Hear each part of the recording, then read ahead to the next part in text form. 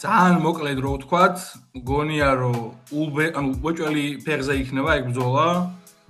გონია რომ ულბერგი უკეთესი სტრაიკერი არის ბევრად, მაგრამ მოიგებს პროხასკა. ესე რომ ვთქვათ მარტივად რა. და ახლა პროხასკას ბრძოლა ბოლო ბრძოლებზე დავილაპარაკოთ, სასწაულებელი არის. პლუს ჩემი აზრით ხო 3 რაუნდი რო ყოფილიყო, ხო? ულბერგს უფრო მეტი შანსი ექნებოდა პროხასკას საძინააღმდეგო 5 რაუნდში მე მგონი პროხასკა უფრო სერიოზული გამოიყურება რა, რადგან მეორე მესამე დაშორდა დაწყება.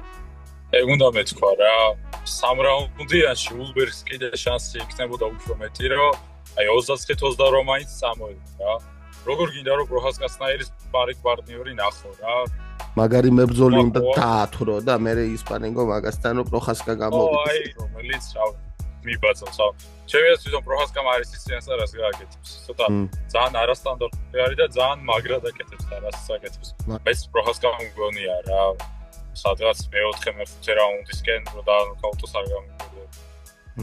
მოკლედ აქ ყველა არის BJP-ზე